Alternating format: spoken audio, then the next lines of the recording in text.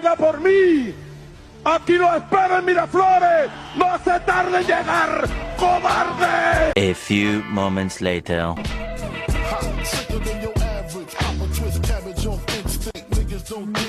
A sitting president was handcuffed, flown out by helicopter, placed on a US warship, and sent to New York to face drug charges. Not removed through elections, not overthrown by a coup, but treated like an international criminal.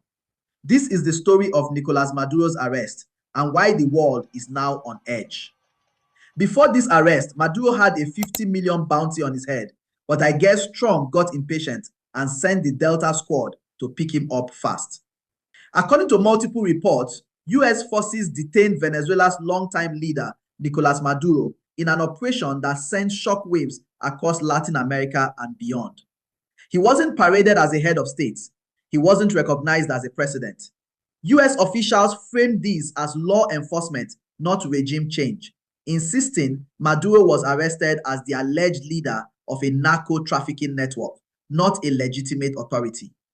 But to critics and allied nations, this was something else entirely, a direct breach of Venezuela's sovereignty. Reports say Maduro, alongside his wife, was handcuffed and immediately transported by helicopter. From there, they were flown to a US naval vessel, reportedly the USS Iwo Jima. That ship was headed toward New York, where Maduro is expected to face federal drug trafficking charges. US officials described the move as the beginning of formal prosecution, not diplomacy, and that distinction matters. For years, Washington has accused Maduro of running Venezuela not as a nation, but as a criminal enterprise.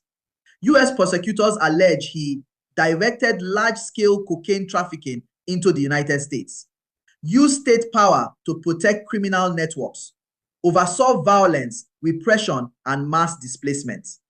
In their words, this wasn't the arrest of a president. It was the arrest of a crime boss with a flag. Donald Trump reportedly reacted bluntly. He described the helicopter transfer as a nice flight and accused Maduro of responsibility for killings and national collapse. Trump claimed the US would remain involved until a proper transition is secured, framing the action as temporary but necessary to restore stability and prosperity. Those words alone sent alarm bells ringing worldwide. Beyond geopolitics, this story is about people. Ordinary Venezuelans have lived through total economic collapse, lost jobs, savings, and property, political repression and fear, mass arrest and killings for dissent. More than 1/3 of the population has fled the country, making Venezuela's displacement crisis second only to Syria. People didn't leave for opportunity, they left to survive. And the world's response was immediate and sharply divided. Russia condemned the operation as illegal and demanded an emergency UN Security Council meeting, warning it could destabilize Latin America. China called it unlawful, urged restraint, and insisted sovereignty must be respected. The United Nations expressed deep concern, raising serious questions under international law. Mexico and Brazil labeled the action a violation of the UN Charter. Cuba went even further, calling it state terrorism. Meanwhile, US-aligned voices framed the arrest as long overdue accountability. One key to note, Maduro's international legitimacy has been shattered. Many governments no longer treat him as a head of state, but as a criminal defendant. Attention is now turning to Maria Corina Machado, the opposition leader who claims victory in Venezuela's 2024 elections and says her movement preserved physical voting evidence. Supporters see her as the face of a democratic transition. Critics warn the situation could spiral into prolonged foreign control. This arrest didn't just remove a man, it redefined Venezuela as a global flashpoint. Allegations of Iranian militias, Russian intelligence, and Chinese economic interests operating inside Venezuela now carry even more weight. Let me talk about some of the risks involved in this whole situation. Diplomatic retaliation. This means countries will start hitting back, but not with bombs, with power moves. They can cut off cooperation, sanction each other, block deals at the UN, expel diplomats. So instead of calming things down, governments start fighting with rules and influence, and that tension can drag on for years. Proxy competition. This is when big countries don't fight directly, but use other countries or groups to fight for them. Think of it like, I won't fight you, but I'll support someone who will. That can mean funding rival political groups, supplying weapons, backing militias or security forces. Venezuela could turn into a battleground for powerful nations, even if they never fire a shot themselves. Countries around Venezuela may split into those supporting the US move, those calling it illegal. Once sides are chosen, cooperation breaks down, borders tighten, regional trust disappears, Latin America becomes divided, not united.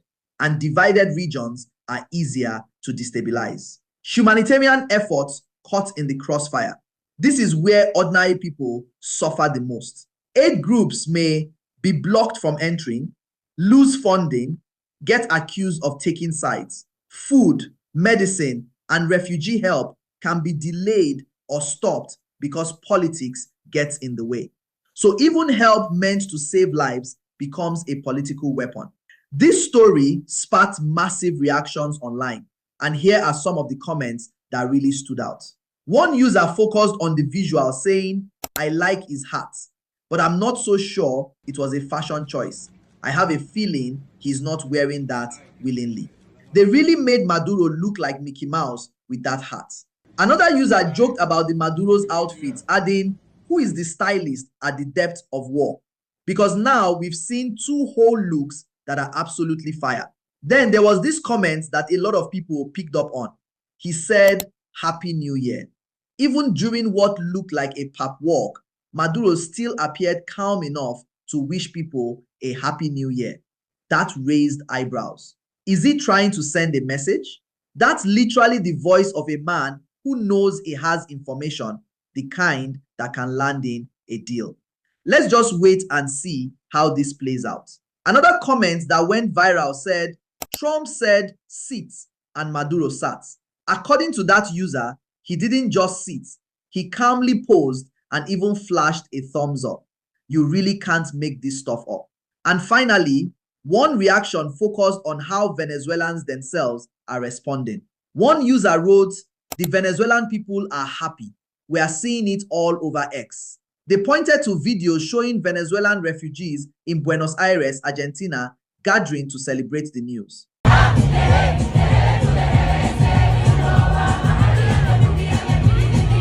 At the same time, posters of Maduro are being torn down across Venezuela following his capture and exit from the country. Supporters call this justice. Critics call it illegal intervention. But one truth stands above all. Venezuelans are still suffering. Displacement continues. Institutions remain broken. Removing one man does not rebuild a nation. The world is watching what comes next, and so should you. Stay informed, stay sharp, stay in motion, and subscribe for more updates.